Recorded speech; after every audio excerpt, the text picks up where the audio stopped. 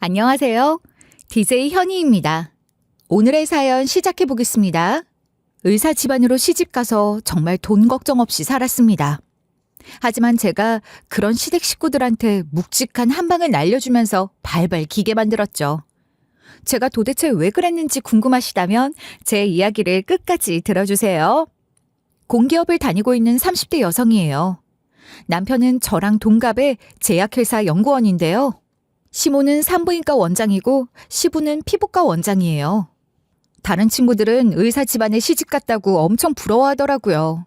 저도 처음에는 적어도 집 걱정, 대출 걱정은 안 해도 되겠다는 생각이 들었고 저도 그만큼 시댁에 잘해드리려고 했어요. 그래서 어떻게 하면 좋을지 결혼한 친구들에게 물어보곤 했는데요. 근데 막상 결혼을 하고 나니까 제가 환상을 갖고 있었던 거였어요. 여유로운 집안으로 시집갔고 저도 아무 문제 없으니 순탄한 결혼 생활을 할 거라고 생각하고 있었어요. 하지만 그놈의 임신이 문제였던 거예요. 저는 임신을 하고 건강한 아이를 낳아야 한다는 압박을 받고 있는 상태였어요. 심지어 어머님이 제가 결혼 준비할 때부터 결혼 생활보다는 임신과 출산에 대한 부분을 더 물어보셨어요. 그리고 이런 식으로 엄청 예민하게 구시는 거예요. 결혼하자마자 애 가질 거지? 지금 네 나이도 어리지 않다. 더 나이 먹으면 애 낳기 어려워지니까 하루라도 빨리 낳아야 해. 결혼 전부터 산전검사 받아라. 그리고 내가 산부인과 의사 아니냐. 산부인과 원장 며느리가 애도 못 낳는다는 건 말이 안 된다. 꼭 결혼하고 애부터 만들어야 한다. 그러면서 엄청 깐깐하게 굴었지만 뭐 어쩌겠어요. 힘들지만 다 맞춰드렸는데요. 결혼식을 마치고 신혼여행을 다녀온 후에도 시모의 압박은 계속됐어요. 어머님이 전화로 이런 말까지 하시더라고요. 신혼여행에서 몸은 잘 챙겼니? 이제는 진지하게 임신 준비를 시작해야 할 때야. 네가 조금이라도 게으름을 피우거나 늦출 여유가 없으니까 얼른 서둘러라. 어머님이 이러시길래 그렇게 하겠다고 대답할 수밖에 없었어요. 사실 마음속에서는 저도 아이를 가지기를 바라고 있었는데요. 하지만 시모의 기대와 압박이 너무 강해서 그 바람이 이루어지지 않은 것 같았어요. 그래서 어머님이 원하는 대로 산전검사를 받고 건강관리를 시작했는데요. 모든 것이 시모의 계획에 따라 움직이는 것처럼 느껴졌어요. 시간이 지나면서 어머님의 조건이 더욱 깐깐해졌죠. 저는 시모의 기대에 부응하기 위해 모든 걸 최선을 다해 따르려고 했지만 점점 지쳐갔어요. 하지만 어머님이 이렇게 말씀하셔서 어떻게든 들어보려고 한 것 같아요. 시애미가 애 가져라 임신 준비하라고 해서 많이 힘들지? 너는 내 며느리니까 내가 너를 위해서 최선을 다하는 거다. 그러니까 너무 나쁘게 생각하지 말아라. 그 말씀이 진심이라는 걸 알고 있었지만 한편으로는 그 무게를 감당하기 어려운 거예요. 힘들 때도 많았지만 어머님의 기대에 부응하기 위해 최선을 다했어요. 어머님이 저한테 깐깐하게 구실 때마다 좀 지쳤지만 이게 다 어머님의 관심과 사랑 때문인 거 다 알고 있었거든요. 게다가 어머님이 결혼 전부터 금전적으로도 도움을 많이 주셨어요. 우리 둘 다 번듯한 직장을 다니고 있어서 어려운 형편은 아니었지만 어머님이 이런 제안을 하시는 거예요. 애 가지려면 돈이 많이 필요할 거니까 아들 이름으로 통장을 따로 팔아. 거기에 내가 돈을 한 달에 얼마씩 송금해 줄게. 어머님이 이런 식으로 걱정을 하시길래 처음엔 너무 감사드렸어요. 그래서 제가 이런 식으로 좋게 거절했었는데요. 아이고 어머님 그렇게까지 안 해주셔도 돼요. 적금 따로 하고 있어서 괜찮아요. 저희 걱정하지 마시고 마음 놓고 계세요. 근데 시모가 계속 만들라고 노래를 부르는 거예요. 결국 남편 이름으로 통장을 만들었더니 시모가 거기에 돈을 송금해줬어요. 시모가 얼마나 손주가 보고 싶으면 이러시겠어요. 처음에는 그런 시모가 감사드려서 임신에 좋다는 건 다 해봤죠. 어머님께서 잔소리를 하셔도 웬만하면 좋게 넘어가려고 하고 어머님이 하라는 건 다 한 것 같아요. 근데 가만히 생각해보니까 그렇게 해주고 싶으면 우리 모르게 따로 돈을 모아놓으시면 되잖아요? 나중에 손주 태어난 뒤에 주셔도 되는 부분인데 저한테 이러는 게 눈치 주려고 하는 것 같더라고요.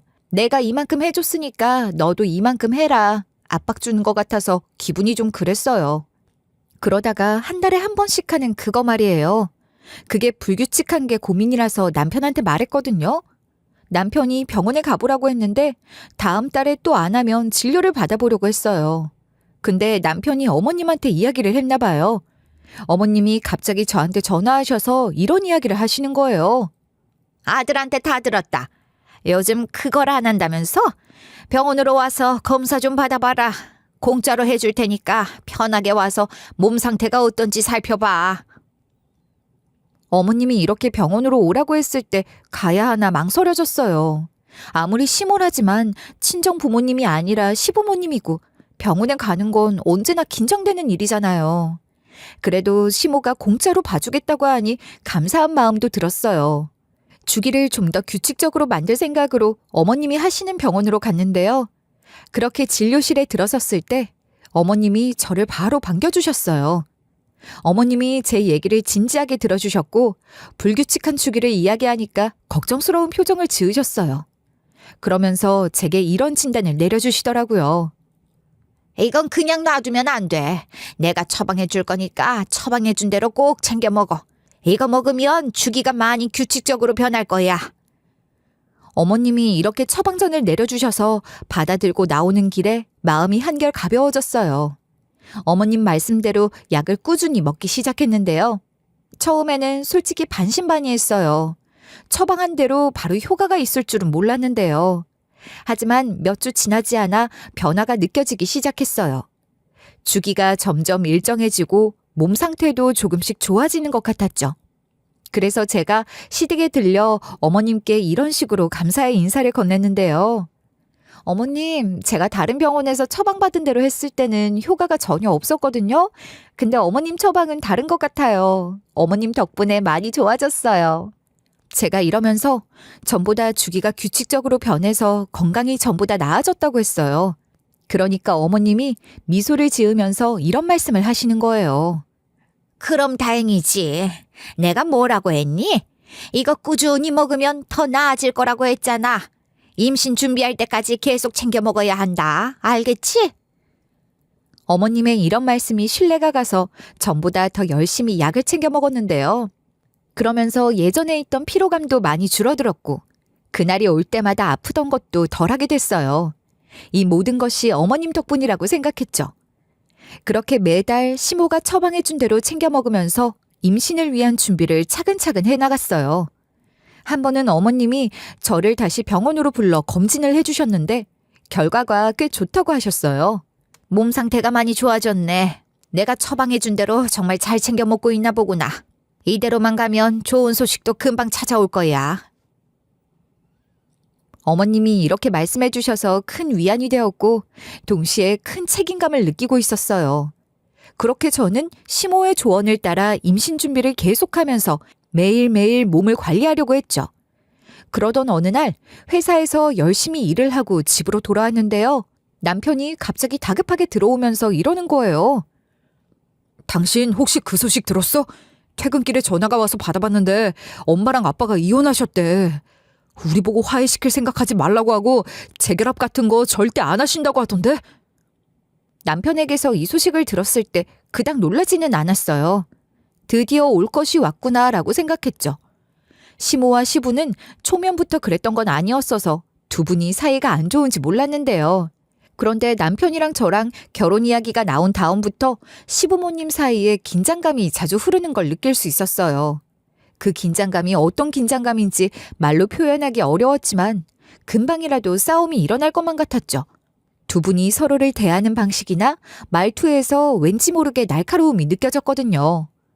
그때 당시에 저는 결혼을 이제 막 했었고 어머님이랑 아버님이 부엌에 계셨어요.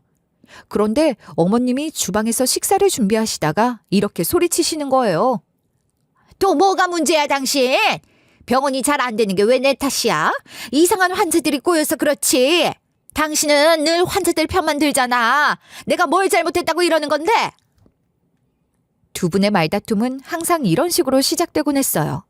사소한 말 한마디가 불씨가 되어 점점 더 큰 불길로 번지곤 했는데요. 이번에도 아버님이 신문을 넘기던 손을 멈추고 이런 식으로 대꾸하시더라고요. 당신이 이번에 일을 그렇게 처리해놓고 왜 성질을 부리는 건데? 이제 서로의 일에 나서지 말게. 나는 내 피부과 책임질 테니까 당신은 당신 산부인과나 잘 관리해. 이렇게 두 분의 다툼이 시작될 때마다 주변 공기가 얼어붙는 느낌이 들곤 했어요. 저와 남편은 그런 상황에서 어떻게 해야 할지 몰라 가만히 눈치만 보고 있었죠. 그 와중에 어머님은 아버님이 하는 말에 절대 지지 않으려고 했어요. 바로 이렇게 맞받아치시더라고요. 그렇게 말하니까 내가 마치 당신을 방해하는 것처럼 들리잖아. 우리 병원이니까 같이 운영해야 하는 거 아닌가? 두 분은 원래 함께 병원을 운영하셨는데 싸움이 너무 잦아지면서 결국 병원을 분리하자는 이야기가 나오기 시작했어요. 처음엔 홧김에 한 말인 줄 알았는데 시간이 지날수록 진짜로 그렇게 하시더라고요. 어머님이랑 아버님 두 분 다 자기 의견을 굽히지 않으셨고 결국 병원을 따로 운영하시기로 했대요. 그날 결국 아버님이 고개를 절레절레 저으면서 이러셨거든요. 우리가 이렇게 싸우면서까지 같이 병원을 해야 할 이유가 있을까? 이젠 정말로 병원을 분리해야겠어. 더는 이렇게 같이 할 수 없을 것 같아. 아버님이 어머님을 외면한 채로 이런 말씀을 하시니까 분위기가 무겁게 가라앉았어요. 어머님은 담담하게 이야기하셨지만 그 뒤에 깊은 한숨을 내쉬셨어요. 결국 시모는 산부인과를, 시부는 피부과를 각각 따로 차려서 운영하기로 하신 거예요. 근데 저희 부부는 이유를 물어볼 수도 없었어요. 어머님이랑 아버님이 워낙 살벌하게 싸우셔서 그 이야기를 또 꺼낸 순간 서로 언성을 높일 것 같았거든요. 따로 전화해서 물어보거나 따로 만나서 물어보는 방법도 불안했어요. 어머님이나 아버님이 순간 화가 나면 바로 전화를 걸어서 따지실 분들이었거든요. 그래서 저희 부부는 도대체 뭐 때문에 이렇게 다투시는 거고 뭐가 잘 안 맞는 건지 모르고 있었지만 시부가 시모한테 일방적으로 화를 내는 경우가 많았어요. 그렇다고 해서 시모가 가만히 듣고만 계시는 분은 아니라서 싸움이 늘 커졌죠. 어머님이랑 아버님이 병원을 같이 하셨을 때 도대체 얼마나 싸우고 어떻게 싸웠길래 그러냐고요? 제가 시부모님의 어떤 모습을 목격했고 싸우는 이유를 왜 물어보지 않았는지 말씀드릴게요. 명절날 시댁에 갔더니 시부모님이 막 다투고 계시는 거예요. 아버님이 글쎄 어머님께 이런 막말을 하고 계셨어요. 너는 지금 당장 가운 벗어라. 너는 의사도 아니다. 너 같은 게 어떻게 의사가 됐는지 모르겠네. 멍청한 거냐? 아니면 일부러 이러는 거냐? 라고 하시길래 입을 떡 벌리고 있었죠. 아버님이 평소보다 더 세게 말씀하시길래 얼른 말리려고 했는데요. 근데 어머님이 저희 손을 뿌리치면서 이러시는 거예요. 뭐라고? 애들 앞에서 못하는 소리가 없네. 너 같은 인성을 가진 사람이 의사라는 게 너무 무섭다. 어디 가서 당신 인성 다 까발리기 전에 닥쳐. 어머님까지 이러셔서 제가 왜 그러냐고 물어봤거든요. 그러면서 가까이에 있는 아버님을 붙잡았을 뿐인데 아버님이 이러시더라고요. 의사가 돼가지고 돈만 밝혀서 뭐라 하는 거야? 내가 정말 의사로서 수치스럽고 답답해서 이러는 거다. 너희들은 아무것도 모르면서 왜 나만 말리는 게야? 어? 전 시모가 워낙 성취욕과 무력이 있는 편이니까 시부가 그렇게 말한 거라고 생각했어요. 시부와 시모의 소명의식 차이라고 생각했죠. 그래서 아버님과 어머님 중간에 서서 이렇게 이야기했던 것 같아요. 아이고, 왜들 이러세요. 명절인데 싸우지 말게요. 일단 화도 가라앉히시고 제가 해온 음식이라도 좀 드셔보세요. 모처럼 이렇게 모였는데 이러지 말게요. 이런 식으로 잘 달래드리고 나머지 시간을 어떻게든 잘 보내려고 노력했어요. 남편이랑 제가 사이에 껴서 분위기를 좋게 만들려고 노력하니까 더 이상 싸우진 않긴 하시더라고요. 물론 어머님이랑 아버님이 도대체 서로를 왜 비방하고 있는지 궁금했지만 그 당시에 물어보면 더 싸울 것 같은 거예요. 그래서 나중에 물어볼 생각으로 명절을 보냈어요. 그렇게 집으로 돌아온 다음에 시간이 좀 흘렀을 때였어요. 그때 제가 시부모님께 전화해서 물어보려고 했는데 남편이 이런 반응을 보이는 거예요. 우리 괜히 명절날 싸웠던 이야기 또 꺼내지 말자. 내가 이야기하니까 또 싸우고 난리 나셨어. 당신이 전화해서 또 이야기하면 엄마랑 아빠 감정이 올라와서 또 싸우실 것 같아. 남편이 이러길래 제가 시부모님께 전화하려던 걸 관뒀던 거예요. 이렇게 명절을 어렵게 보내고 나서 시부모님 사이를 어떻게 해야 하나 고민하고 있었는데요. 근데 요즘 따라 속이 더부룩하고 음식만 보면 헛구역질이 나오는 거예요. 음식을 안 먹어도 그러니까 체한 느낌은 아니었어요. 일하는데 영향이 갈 정도로 심해서 퇴근 후에 임신 테스트기를 사서 검사를 해봤거든요. 근데 진짜로 임신이 된 거예요. 순간 깜짝 놀라 최대한 빨리 반차를 낸 다음에 병원으로 가서 검사를 받아봤어요. 병원에서도 임신이 맞다고 하는 거예요. 그래서 곧바로 어머님께 전화를 걸어서 말씀드렸고 남편, 아버님 순으로 임신 소식을 말씀드렸어요. 남편보다 어머님이 임신 이야기를 더 많이 했고 기대했기 때문에 그렇게 한 거였는데요. 예상대로 남편보다 어머님이 더 좋아하시면서 축하해 주시더라고요. 물론 남편이랑 아버님도 제 임신을 축하해 주셨어요. 남편이 당분간 회사 일은 쉬라고 해서 휴직을 신청하고 집에서 쉬게 됐는데요. 그 무렵 어머님께 전화가 와서 받아보니까 어머님이 이렇게 걱정을 해주셨어요. 내가 아들한테 당분간 일 좀 쉬게 하라고 했는데 휴직 신청해서 오늘부터 쉬게 됐다며? 집에서 살림만 하면서 몸을 무리하게 움직이지 말아라. 원래 임신 초기에 정말 조심하고 몸 관리해야 하는 거야. 남편이 어머님 말씀 때문에 휴직을 신청하라고 한 줄은 모르고 있었어요. 어머님이 진짜 남편보다 더 남편같이 제 임신에 신경을 쓰고 있더라고요. 그래서 어머님 말씀대로 우리 아기를 지키려고 노력했는데요. 그러던 어느 날 설거지를 하고 있는데 복통이 있어서 놀란 마음에 고무장갑을 내려뒀어요. 최근에 배가 갑자기 아픈 적이 있어서 이번에도 그런 줄 알았거든요. 시모가 그러는데 제가 원래 자궁 쪽이 약해서 그런 거라네요. 근데 처녀였을 적에는 이 정도로 아픈 적이 없었거든요. 심지어 배가 덜덜 떨리더니 경련 증상이 있는 거예요. 일단 걸을 수는 있는 상태라서 밖으로 나갔는데요. 다행히 근처에 택시가 있어서 바로 잡아서 탄 다음에 시몬의 병원으로 향했어요. 그런데 가는 도중에 출혈도 날 정도로 너무 아픈 거예요. 얼굴에 식은땀을 막 흘릴 정도로 제가 고통스러워하니까 기사님도 놀라셨어요. 어디가 아픈 거냐, 괜찮냐고 막 소리를 지르시는데 자세하게 설명할 힘이 없었죠. 그래서 겨우 우리 애가 라고 말하면서 끙끙 앓고 있었거든요. 그러니까 그걸 알아듣고 나서 빨리 병원으로 가겠다고 하시더라고요. 그동안 저는 고개를 푹 숙인 채로 이를 꽉 깨물고 있다가 병원에 도착했는데요. 기사님이 다행히 저를 부축해 주셔서 병원 안까지 걸어갈 수 있었어요. 그리고 제가 접수차 앞으로 가까스를 다다라서 시모를 찾았는데요. 그러니까 간호사가 처음에는 원장님 바쁘시다 무슨 일로 그러시냐고 하더니 제 얼굴을 보고 일단 불러오겠다고 하더라고요. 그렇게 간호사가 원장실로 들어가서 잠깐 이야기를 나누더니 어머님이 나오셨어요. 전 그동안 너무 고통스러워서 고개를 못 들고 있었는데요. 한 3분 뒤에 어머님이 원장실을 나와서 처음엔 못마땅한 표정으로 이러시더라고요. 뭐야? 왜 울고 그래? 어디가 아파서 그러는데? 아무리 아파도 그렇지 연락도 없이 왔냐? 지금 환자들 기다리고 있는 거 안 보여? 그 순간 통증이 밀려와서 아무 말도 못하니까 어머님이 고개 좀 들어보래요. 그리고 제 상태를 보고 본인도 심상치 않음을 느꼈는지 바로 진료실로 데려갔어요. 이것저것 검사하던 시모가 한참 밖에 나가 있더니 들어와서 저한테 이런 말씀을 하시는 거예요. 검사 결과를 확인해 본 결과 아기가 유산된 것 같아. 현재 상태로는 더 이상 뭘 해줄 수가 없고 수술받고 몸과 마음의 안정을 취해야 해.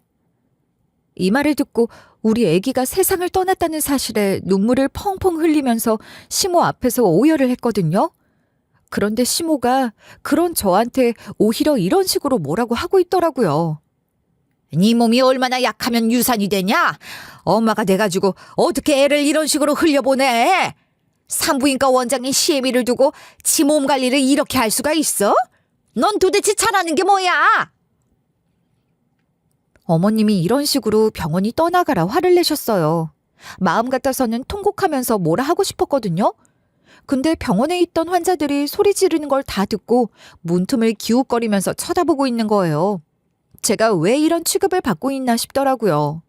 너무 우울하고 좌절감이 느껴졌지만 혹여나 시모에게 민폐를 끼칠까봐 병원 안에서 마음대로 울지도 못했어요. 그래서 말없이 진료실을 나온 다음에 비상계단으로 숨어서 오열을 하기 시작했는데요. 근데 비상계단 문이 열리는 소리가 들려서 다시 숨을 죽일 수밖에 없었죠. 사람들 피해서 왔는데도 숨 죽여 우는 처지가 너무 서러웠거든요. 비상계단으로 들어온 사람들이 대화하는 소리가 귀에 꽂히는 거예요. 사람들이 시모 이야기를 하고 있더라고요. 아무래도 비상계단으로 몰래 들어온 사람들이 의사인가 봐요. 그 사람들이 이런 이야기를 하고 있었거든요. 원장님이랑 같이 일하기 싫다. 같은 의사로서 좀 그래. 원장님이 또 그러셨더라. 아니, 며느리 아니야? 어떻게 며느리한테까지 그러냐? 원장님 진짜 무섭지 않아? 이런 식의 대화를 소근대며 얘기하고 있는 거예요. 들어보니 시모에 대한 얘기만은 아닌 듯 했어요. 원장 며느리라며 뭐라 이야기하는데 이거 제 얘기 아닌가요?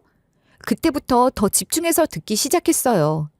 의사들이 무슨 이야기를 하나 들어보니 시모가 숨기고 있는 게 있었던 거예요.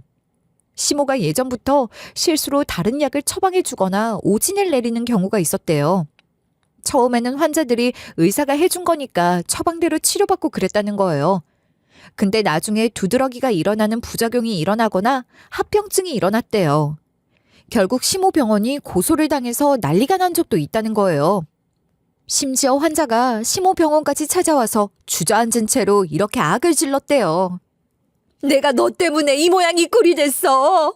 그런데 어떻게 수습도 안 해주고 돈도 안 돌려줄 수 있냐고. 니들이 마땅히 나한테 피해 보상금을 줘야 할 거 아니야. 환자가 엉엉 울면서 난리를 치니까 어머님이 간호사들 시켜서 내쫓게 했대요. 시모가 그런 식으로 병원 진료를 하다가 결국 고소를 당했는데도 아주 당당했다는 거예요. 페이 닥터들이랑 간호사들이 모여서 하는 회식 자리에서 환자들 이야기가 나왔다고 하더라고요. 그때 의사들이 조심스럽게 환자들은 어떻게 된 일이냐 물어봤다고 하는데요. 그런데 어머님이 글쎄 자기 잘못으로 일이 이렇게 된 건데 이런 식으로 우겼다는 거예요. 내가 실수한 거 아니야. 그것들이 내 돈 뜯어내려고 연기하는 거니까 걱정 안 해도 돼. 우리 병원에 아무 문제 없을 거야. 내 실력이 최고고 나만한 의사가 없는데 무슨 사건이 터지겠어? 어머님이 이러시니까 회식 자리가 순식간에 싸해졌다고 하는데요. 시모가 이런 식으로 거만하게 진료를 보는데 뭐가 나아졌겠어요. 근데 심지어 제가 검진받으러 갔을 때에도 실수로 다른 약을 처방해줬던 거예요. 원래는 유산을 방지해주는 약을 처방해줬어야 하는데 뜬금없이 여성 질환 치료제를 처방해줬대요. 근데 그 약이 임산부가 먹으면 아이를 잃을 확률이 높아져서 먹으면 안 되는 약이었던 거죠. 제가 그 약물을 복용하다가 지금 이 지경이 된 거래요. 어쩐지 시모한테 처방받은 걸 먹은 뒤로 몸이 이상해졌더라고요. 비상계단에서 몰래 얘기하던 의사들이 그러는데 시모와 관련된 이야기를 간호사들을 통해 알게 된 것도 있대요. 병원에서 환자 본인 부담금을 제외한 금액을 건강보험공단에 청구해야 한다는 거예요. 그래서 간호실장이 청구할 내역을 보고 있었는데 제 진단서랑 처방전을 보고 이상한 점을 발견했대요. 그러다 결국 간호실장이 그 병원의 다른 의사들에게 이랬다는 거예요. 이거 원장님 며느리분 처방전 아니에요? 이상한 것 같은데 한 번만 확인해 주세요. 이거 이러다가 큰일 날 것 같아요. 간호실장이 이러면서 처방전을 보여주려고 했대요. 근데 의사가 바로 손사래를 치면서 이렇게 이야기했다는 거 있죠? 예전에도 원장님이 잘못 처방한 걸 어떤 의사가 알린 적이 있었잖아. 오히려 원장님이 그 의사를 엄청 갈궈서 그 의사가 나가게 된 거 기억 안 나? 그러니까 괜히 나서지 말고 그냥 냅둬. 고소를 당해도 원장님이 당하지 우리 같은 페이 닥터들이 당하겠어? 이렇게 의사들이 원장님의 가정사에 간섭하면 잘릴 수도 있으니까 말을 못했대요. 제가 계단에서 그 말을 듣고 충격에 빠져나오지 못하고 있었어요. 수십 분 동안 입을 틀어막고 앉아 있었던 것 같은데요. 어머님이 부족한 실력으로 진료를 봐주다가 감히 제 애까지 없애다녀. 자기 실수로 일이 이렇게 된 건데 저를 매도하려고 했었잖아요. 더 이상 가만히 있을 수가 없어서 모두 다 되갚아주려고 했어요. 그렇게 제 복수가 시작된 건데요. 우선 법적인 조언을 얻으려고 곧바로 변호사 사무실을 찾아갔어요. 거기 가서 제 사정을 설명하니까 변호사가 이런 이야기를 해주더라고요. 의사가 실수로 처방전을 잘못 발행한 경우 마땅한 처벌 규정은 없지만 민사소송은 걸 수 있습니다. 이에 따른 손해배상을 청구할 수 있으니까 한번 진행해 보시죠. 그래서 전 변호사 말대로 해보려고 마음먹었어요. 제가 소송을 걸겠다고 한 다음에 변호사를 선임하고 나왔는데요. 그리고 고소를 진행하고 있을 무렵이었어요. 어머님이 도대체 언제 제가 고소했다는 소식을 듣게 될까 싶었거든요. 드디어 어머님한테 송장이 날아갔나 봐요. 갑자기 초인종 누르는 소리가 들리는 거예요.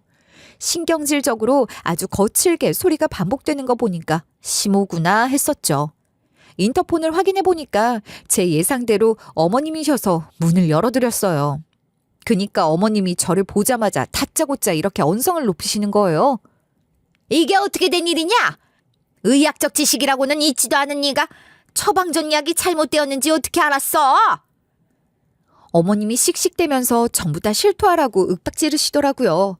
그래서 제가 정색을 하면서 이런 식으로 이야기했던 것 같아요. 제가 유산한 그날 기억하고 계시죠? 그때 어머님이 저한테 애를 흘렸다고 막말을 하셨잖아요. 너무 서러운 나머지 비상계단에서 몰래 울고 있는데 그때 의사들이 들어와서 이야기하길래 전부 다 알아버렸어요. 의사들이 그러는데 제가 애를 흘린 게 어머님 때문이라고 하더라고요. 어머님이 처방을 잘못해서 제가 이렇게 된 거래요. 제가 이러니까 심호가 뻔뻔하게 나오는 거예요. 양심에 찔리지도 않는지 아무렇지 않게 이런 식으로 우기기 시작했어요. 뭐? 네가 애를 흘린 게 나 때문이라고? 그거 내가 처방 내린 거 아니야. 간호사들이 실수한 거고 그 약을 먹었다고 100% 유산된다는 보장도 없어.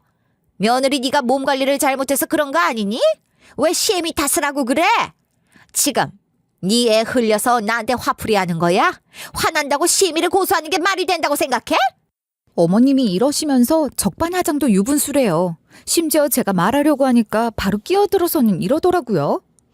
내 남편이나 니나 똑같다.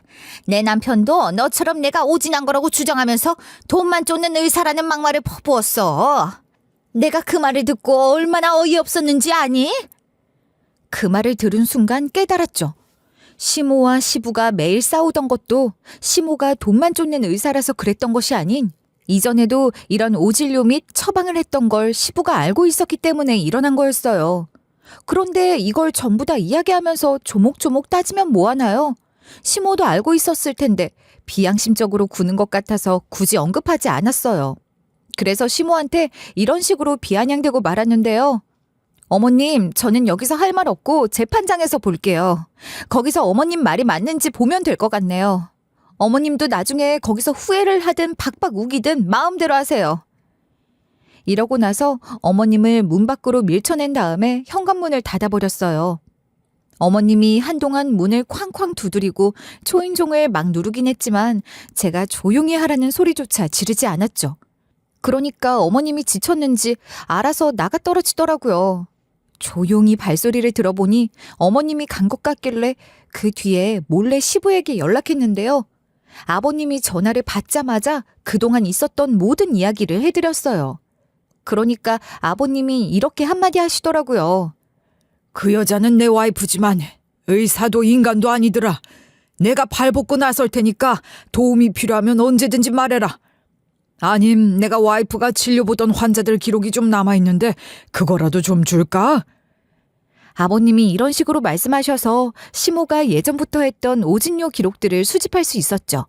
시부가 시모랑 다른 병원을 운영하고 있었는데 오진료 기록을 어떻게 수집할 수 있었냐고요? 시부가 기억하는 피해자들에게 연락해서 협조를 부탁했어요. 시모한테 진료받았다가 피부 질환이 생긴 환자들이 시부 병원을 소개받아서 무료로 치료해주고 그랬대요. 요즘은 산부인과를 보면 종종 피부과 시술을 하는 곳들이 있잖아요. 우리 시모 병원이 그랬거든요. 시부가 따로 병원을 차리고 나서는 시모도 타격이 크니까 자기도 피부과 시술을 하겠다고 나댄 거죠. 근데 우리 시모 병원에서 진료를 받은 환자들 피부가 난리가 났대요. 그러니까 시모가 시부한테 전화를 걸어서 이런 말을 했다는 거예요. 피부과 전문의 처치가 필요해서 그러니까 당신 병원으로 환자 좀 보낼게. 당신도 요즘 환자 없어서 힘들다며. 내가 보내준 환자 좀 봐봐. 어머님이 이런 말로 둘러대면서 일단 환자를 시부 병원으로 보냈대요. 근데 시부가 환자 상태를 살펴보니까 정말 엉망이었다는 거예요. 시모가 실력이 부족해서 실수가 난 건데 시부를 생각해주는 것처럼 시부병원으로 보내버린 거래요. 그렇다고 해서 환자한테 가라고 할 수도 없고 의사니까 일단 환자 피부 상태를 수습했다고 하는데요. 시부가 가까스레 환자를 보낸 다음에 시모한테 전화를 하셨대요. 그런데 시모가 이 모든 것이 처음부터 시부의 영향인 양 이야기를 했다는 거예요. 어머님이 미안한 기색도 없이 시부께 이런 식으로 따지고 들었다는 거 있죠? 아니, 왜 전화하자마자 화를 내고 그래? 피부과 전문의가 그것도 못 해줘? 당신이 늘 다루던 손님이라 보낸 건데 이럴 거야? 난 당신을 위해 환자를 보내준 거라고. 난 할 수 있는 거 최대한 해주고 당신 병원 알려준 건데 어이가 없네. 이런 식으로 자신이 할 수 있는 최대한의 일을 했다는 식으로 상황을 정리하려 하셨다는 거예요. 그러니까 시부가 잔뜩 열이 받아서 이렇게 선전포고를 하셨대요. 이거 의료사고야. 환자가 고소하면 어쩌려고 이래. 만약에 환자가 우리 병원까지 고소하면 내가 가만히 안 있을 거야. 가족이고 뭐고 부부 사이고 뭐고 당신도 고소할 거니까 그렇게 알아. 시부가 이런 식으로 강하게 나오니까 시모가 순간 목소리가 착해졌대요. 심지어 시모가 얼척없게도 시부에게 이런 부탁을 했다고 하더라고요. 이 일이 만약 알려지면 내 명성뿐만 아니라 당신 명성에도 큰 타격이 갈 거 아니야. 그러니까 이 문제는 조용히 해결하자. 괜히 일 키우지 말게. 알겠지? 이렇게 시모가 교묘하게 자신의 실수를 은폐하면서도 문제의 책임을 시부에게 전가시키려고 했고 시부는 어쩔 수 없이 이 문제를 떠안게 된 거예요. 이로 인해 시모랑 시부 사이의 감정의 골은 더 깊어졌고 서로에 대한 불신이 더 커졌대요. 이런 이유로 시부 쪽에 시모한테 손해를 본 환자분들 연락처가 몇 개 남아있다고 하더라고요. 시부한테 그 연락처를 받은 다음에 전화를 했어요. 그리고 환자들 한 분 한 분마다 정성스럽게 설명을 드린 다음에 이런 말을 남겼는데요. 전화, 문자, 진료 기록 같은 피해 증거가 있으면 주시거나 증언을 서주실 수 있을까요? 아니면 증언을 녹음하는 방식으로 도움을 주셔도 됩니다. 이런 식으로 이야기하니까 다행히 증거를 하나 둘 보내주시거나 증언을 서주시더라고요. 어떻게든 증거를 모아두려고 환자분들과 이야기를 하다가 알게 된 사실인데 시모한테 당한 피해자들도 처음에는 저처럼 소송을 걸려고 했대요. 그런데 병원을 상대로 이기는 게 힘들어서 포기한 사람들이 많았다는 거예요. 이런저런 소식을 전달듣다가 시부병원에서 일하는 간호사들 이야기도 듣게 됐어요. 그런데 간호사들 중에서 시모병원에서 일했었다가 시모의 행동에 넌더리가 나서 시부병원으로 이직한 간호사가 있는 거예요. 이 간호실장이 피해자를 돕기 위해 시모병원에서 있었던 일을 증언해주겠다고 하셔서 그 간호실장에게 집중적으로 질문을 했었거든요. 근데 이 간호실장이 이렇게 충격적인 이야기를 해주시더라고요. 원장님이 의료사고가 날 때마다 병원 이름을 바꾸거나 이전했어요. 아님 그 의사를 잘랐다는 식으로 말하면서 위기를 넘기더라고요. 그러니 환자들이 항의하러 왔어도 그냥 넘어가게 된 거예요. 고소도 증거가 부족해서 성사가 되지 않았거나 패소당했고요. 고소할 때 드는 비용도 장난 아닌데 소송이 또 길어지니까 환자분들이 다들 포기한 것 같더라고요. 그니까 시모 콧대가 계속 높아졌겠죠. 하지만 저는 소송 기간이 얼마나 길어지든 계속할 자신이 있었어요. 그리고 한 사람이 소송 거는 거랑 여러 피해자들이 소송을 거는 건 또 힘이 실리는 게 다르잖아요. 저는 이렇게 자신감 넘치는데 피해자들은 또 아니더라고요. 이번에도 괜히 시간만 낭비하고 돈만 낭비하는 거 아니냐고 하시길래 제가 이렇게 대답해드렸어요. 거기 원장님의 남편분도 도와주고 있고 며느리인 저도 도와드리고 있잖아요. 그때 당시에 시모병원에 있었던 간호사도 증인이 되어준다고 했으니까 이번에는 승소할 수 있을 거예요. 그러니까 걱정하지 마시고 저만 따라오세요. 제가 어머님 제대로 참교육 시켜드릴게요. 이런 식으로 피해자분들을 열심히 설득해서 제가 마음을 돌린 거예요. 그래서 다른 피해자분들도 힘을 모아 함께 고소를 할 수 있게 된 건데요. 이렇게 여러 사람이 힘을 합쳐서 시모를 조지려고 하는데 딱 한 명 도움이 안 되는 사람이 있었어요. 바로 남편이었죠.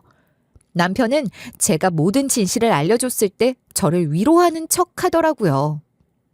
여보, 많이 힘들었지. 엄마가 그래서 많이 속상했을 거야.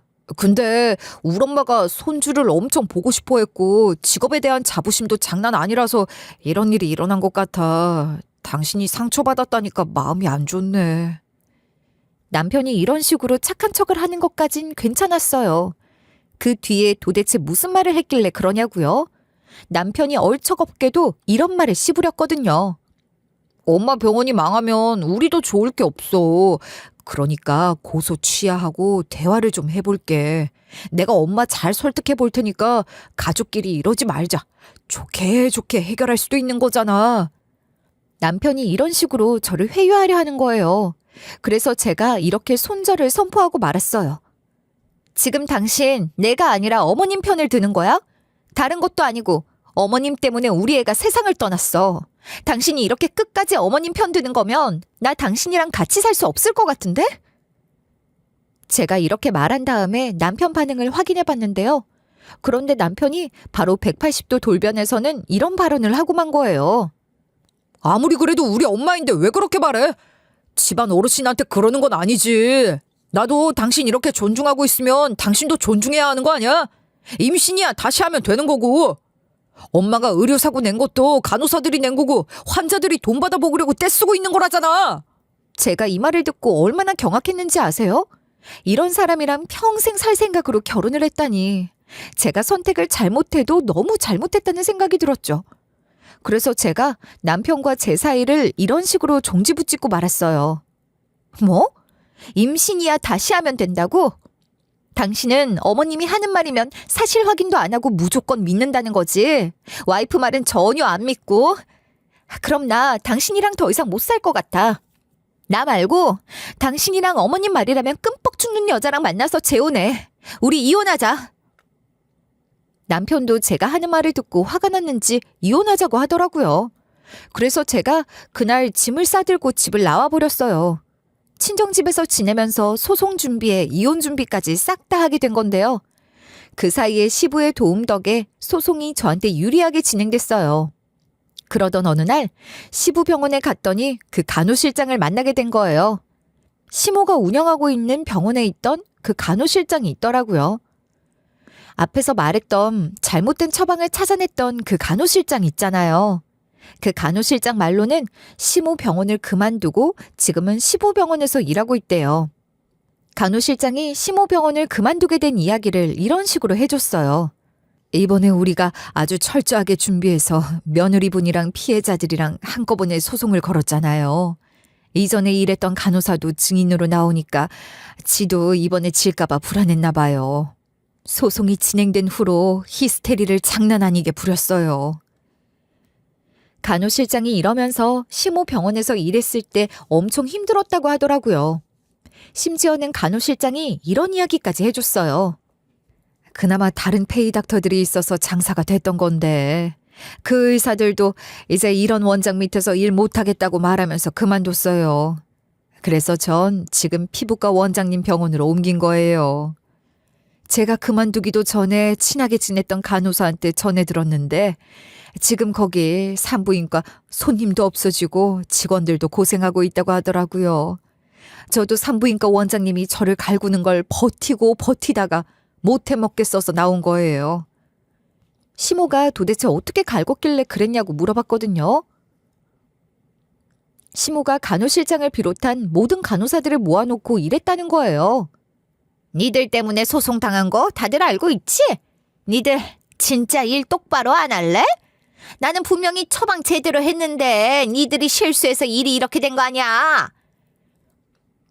이런 식으로 들들 볶으면서 지가 실력 없는 걸 끝까지 부정했대요. 게다가 간호실장에게 이런 말까지 했다는 거 있죠.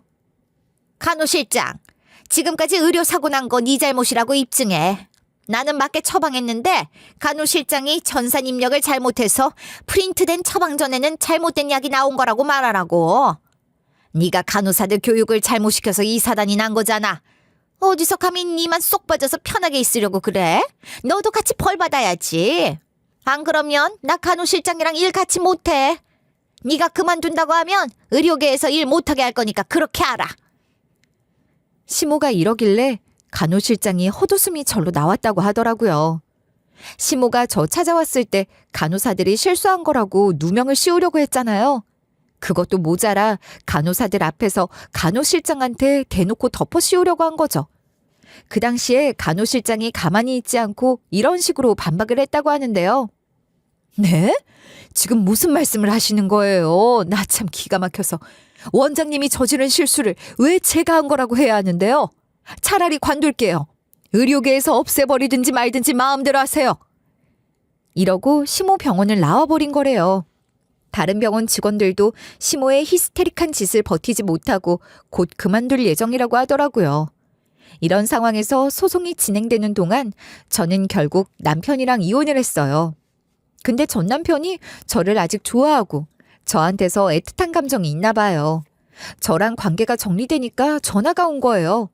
전화를 받아보니까 전 남편이 징그럽게 이런 말을 하고 있더라고요. 자꾸만 당신이 생각나. 내가 잘못한 것 같아. 팔은 안으로 굽는다고 우리 엄마라서 편을 들었던 거야. 이제 엄마 편 안 들고 당신 편만 들고 살게. 제발 재결합하자. 이런 식으로 남편이 싹싹 빌더라고요. 그래서 제가 아주 단호하게 일침을 날리고 말았어요. 내가 미쳤어? 마마보이 같은 남자랑 살 생각 없어. 안 그래도 애가 생기기 전에 당신이랑 헤어져서 정말 다행이라고 생각하고 있거든? 당신이 무릎 꿇고 빌거나 넙죽 엎드려도 봐줄 생각 없으니까 다시는 연락하지 마. 그리고 나서 전화를 끊어버렸죠. 그 이후 전시모랑 한 소송 결과도 나왔는데요. 전시모하고 한 소송은 제가 당연히 승소했어요. 앞에서 말했듯이 증인들과 피해자들을 모아서 철저히 진행하기도 했었고 전시모가 환자들도 없고 의사, 간호사들도 전부 다 도망간 상황이라 재판에 제대로 응하지 못하더라고요. 돈도 없어서 실력도 안 좋은 변호사를 고용했는지 일도 개판으로 한 것 같았어요. 재판장 안에서 증거 효력도 없는 걸 왜 가져왔냐는 질문이 나오더라고요. 결국 저는 전시모를 상대로 거금의 위자료를 받아낼 수 있었어요. 저는 전시모를 상대로 위자료 받은 거랑 재산 분할 받은 걸 합쳐서 우리 엄마 아빠랑 더 넓은 집으로 이사 갔는데요. 그렇게 살고 있는데 얼마 전에 전시부한테 연락이 왔어요. 전화를 받아보니까 전시부께서 처음에는 잘 지내냐, 어떻게 지내냐고 물어보시더라고요. 전 이혼한 뒤로 더 잘 살고 있다고 대답했는데 전시부께서 저를 떠나보내고 나서 죽을 맛이라고 하시는 거예요. 제가 무슨 일이 있었냐고 물어보니까 전시부께서 이런 이야기를 해주셨어요. 와이프 병원이 결국 소송당한 거 소문이 퍼져서 문을 닫았어. 피해자들한테 돈 갚느라 대출도 받고 그러고 있더라. 그래서 병원 차릴 돈도 마땅치 않아 그 나이에 페이닥터로 일하면서 대출금 갚는 인생을 살고 있다고 하던데. 전시부가 한숨을 푹푹 쉬면서 결혼을 잘못해도 너무 잘못한 것 같다고 하시는 거예요. 그리고 나서 저한테 이런 식으로 귀가 솔깃해질 만한 소식도 알려주셨어요. 게다가 와이프만 사고를 친 게 아니라 아들놈도 백수신세가 됐어. 그놈이 머저리같이 굴다가 이혼당했으면 얌전히 회사나 다닐 것이지 이상한 뻘짓을 해가지고. 전 남편 놈은 왜 백수신세가 됐냐고 물어봤거든요. 그니까 전시부께서 이렇게 뜨악한 말을 해주시는 거예요. 제약회사도 제약 기술을 빼오는 산업 스파이가 많은데 아들놈이 스파이 제안을 받았나 봐. 그놈이 돈에 눈이 멀어 수락하려고 했다가 그때 하필 딱 걸려서 회사에서 잘린 거야. 그나마 불행 중 다행인 게 그 자식이 기술을 빼오려고 하기도 전에 걸려서 손해배상 청구할 게 없다고 하더라. 안 그랬으면 이놈도 손해배상금 갚는다고 난리였을 거야.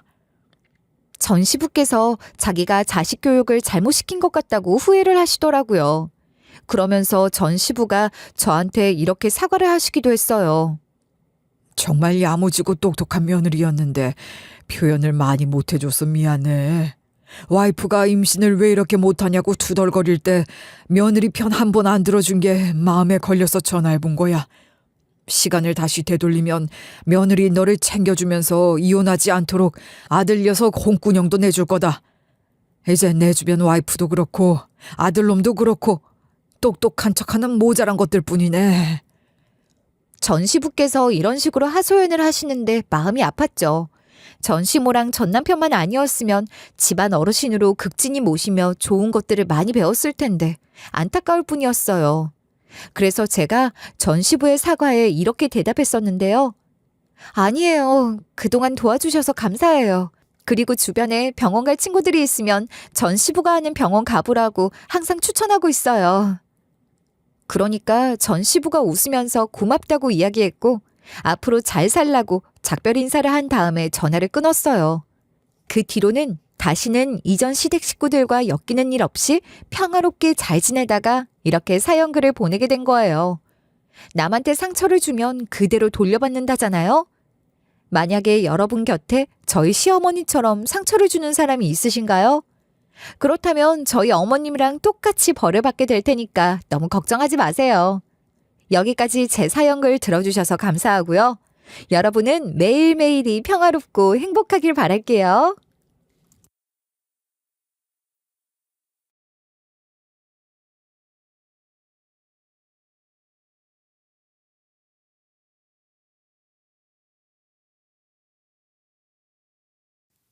안녕하세요.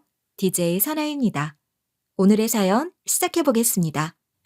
안녕하세요. 아직 60대도 안 된 50대 후반이지만 참 인생이 다사다난하네요. 그런데 이번에 어떤 일을 겪으면서 말이죠. 참 옛말이 틀린 게 하나도 없구나 하고 생각했습니다. 아마 제가 전해드릴 이야기를 들으시면 여러분도 그런 생각을 할 것 같아요. 누구나 자기 자식이 잘 됐으면 하잖아요. 저 역시도 그런 사람이었습니다. 하지만 열과 성의를 다한다고 해서 모든 일이 쉽게 풀리지는 않죠. 자식 인생도 다르지 않은 것 같아요. 그래도 어떻게든 열심히 뒷바라지를 한다고 했는데 이런 일이 저와 저희 딸아이에게 생길 줄은 정말 꿈에도 몰랐죠. 그래도 뿌린 대로 거둔다고 저희한테 못되게 군 일은 그대로 돌려받아 속은 시원하지만요. 앞선 제 간단한 이야기를 해봤는데요. 그렇다고 제가 평범하게 아주 순탄한 삶을 살았던 사람은 아닙니다. 어린 시절에는 정말 가랑이 찢어지게 가난했거든요. 거기다 아버지가 정직하고 아주 성실한 분이라 주변에서 이런 아버지를 이용하려는 사람들이 많아 어릴 때부터 속도 많이 상하긴 했는데요. 아버지 가라사대 사람들이 비록 자신을 이용하려고 들지라도 결국에는 그간 해온 선행들이 다 복이 되어 돌아온다는 말 때문에 사실 피해를 많이 본 건 그 옆을 지키는 저나 어머니긴 했죠. 하지만 그렇다고 제가 아버지의 이 사고방식을 싫어한 건 아니었습니다. 오히려 이런 아버지의 성격을 제가 제대로 물려받았거든요. 그래서 살면서 선행을 최대한 많이 하려고 노력하면서 살았고 힘든 일을 당했을 때도 그 사람을 탓하기보다는 언젠가 이게 다 복이 되어 돌아올 것이다 하면서 살아왔어요. 그걸 돌려받은 가장 첫 순간이 아마 저희 남편을 만난 일이 아닐까 싶은데요. 가난했던 저는 어떻게든 열심히 노력해 대학을 장학금 받아서 졸업을 했고요. 그 이후에는 큰 기업, 작은 기업 따지기보다 당장이라도 절 받아주는 기업을 찾아 일을 했습니다. 그렇다고 아무 곳이나 지원을 했던 건 아니고요. 중견에 버금가는 나름 탄탄한 중소기업에 들어가서 일을 했죠. 처음으로 큰 돈을 직접 벌어보는 일이라 매일이 뿌듯하면서도 재미있었던 나날이었어요. 그렇게 취업한 지 한 3년 차가 되었을 무렵이었을까요? 우연히 가진 다른 회사와의 회식 자리에서 지금의 남편을 만났는데 사람이 참 좋더라고요. 아버지처럼 책임감도 있으면서 사람이 참 다정다감한 게 제 마음에 쏙 들었죠. 사람이 좋다고 해서 막 다른 사람들에게도 다 살갑게 대해주는 것도 아니었고요.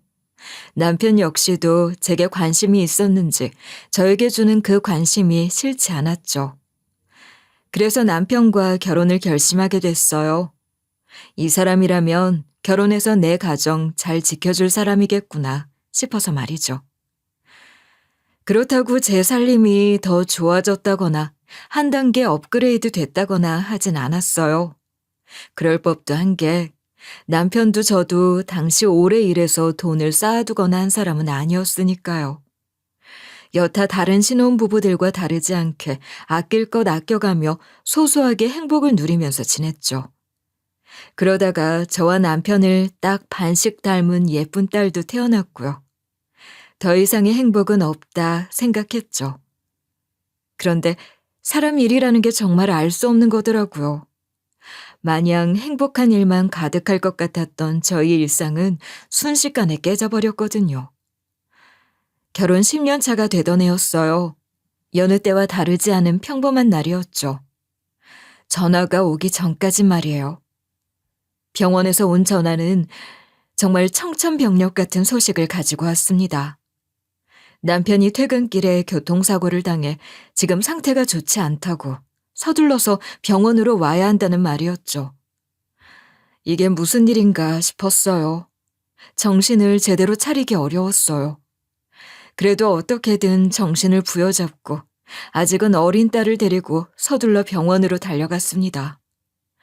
그렇게 남편의 임종은 어떻게든 지킬 수 있었죠. 갑작스러운 남편의 죽음에 장례식도 어떻게 잘 치렀는지 잘 기억도 나지 않아요. 시댁과 친정의 도움으로 어떻게든 치르긴 했는데 제 기억에 남아있는 건 그저 울면서 남편에게 마지막 인사를 건네러 온 조문객들과 함께 슬퍼했던 것뿐이었죠. 그래도 남편이 참 좋은 사람은 맞았는지 남편의 장례식 내내 식장은 사람들로 붐볐습니다. 사고로 떠난 남편이라 그래도 보험으로 어느 정도 당분간 생활할 정도는 남겨주었는데요. 그 돈은 어떻게든 딸 대학 등록금으로 쓰고 싶어서 저는 어린 딸의 등하교만 친정에 부탁하고 열심히 일을 했습니다. 당연히 홀로 딸을 키우는 일은 쉽지 않았어요. 주변에서는 그냥 아예 친정이나 시댁에 아이를 맡기고 홀로 지내는 게 좋지 않겠냐 했지만 남편과의 마지막 연이나 다름없는 딸아이는 절대 제 손에서 놓고 싶지 않아서 홀로 고집스럽게 아이를 키우겠다 했죠. 물론 도움은 어쩔 수 없었지만요. 그러다 제가 한 40대 중반, 아이가 이제 고등학교 올라갈 즈음에 작은 가게를 얻어 장사를 시작하게 되었는데요. 대학교 앞에 위치한 곳이었던 터라 학생들을 대상으로 하는 작은 호프집을 했었습니다. 호프집의 특성상 딸아이의 얼굴을 볼 수 있는 건 아이의 등교 전뿐이었지만 언제까지 회사를 다닐 수만은 없었으니 이른 나이에 어떤 일이든 제 것을 한번 해보자 싶었거든요. 처음엔 쉽지 않았어요. 아무래도 그렇겠죠. 장사라는 게 절대 쉬울 수 없는 일이잖아요. 그래도 가끔은 딸이 학교를 마치고 사복으로 갈아입은 뒤 제 일을 도와주겠다고 고사리 손으로 이리저리 다니는 모습에 힘이 든지도 모르고 일을 했던 것 같아요. 물론 딸에게 이러지 않아도 된다고 했지만 꿋꿋이 어른 되면 자기도 아르바이트하고 돈을 벌어야 되지 않겠냐며 웃으면서 도와주더라고요. 참 씩씩하고 착한 딸이죠?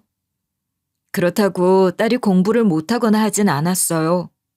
딸은 그래도 학교에선 제법 공부를 잘하는 아이였고 성격도 밝고 씩씩해 딱 제 아빠를 닮았었거든요. 어디 내놓아도 자랑스러운 딸이었죠. 그래서 가끔 이렇게 일하겠다 오는 딸을 보고는 속으로 생각했습니다. 언제가 될지 모르겠지만 딸만큼은 저처럼 힘들게 살지 않고 행복하게만 살았으면 좋겠다고 말이죠. 앞서 말씀드린 남편의 마지막 선물로 어떻게든 할 수 있었는데요. 그 사이에 제가 운영하는 호프집도 주변 학생들 사이에서 안주가 저렴하고 맛있다 소문이 나서 가게는 조금 더 넓은 평수로 옮겼습니다. 아무래도 딸아이와 똑같이 공부하는 아이들이다 보니 가격이나 맛을 신경 썼는데 이런 제 진심이 통한 것 같았죠. 아무튼 이렇게 하루하루 지내다 보니 어느새 딸이 대학을 졸업할 시기가 오더라고요. 하루가 정말 어떻게 지나갔는지도 모르게 순식간이었던 것 같아요.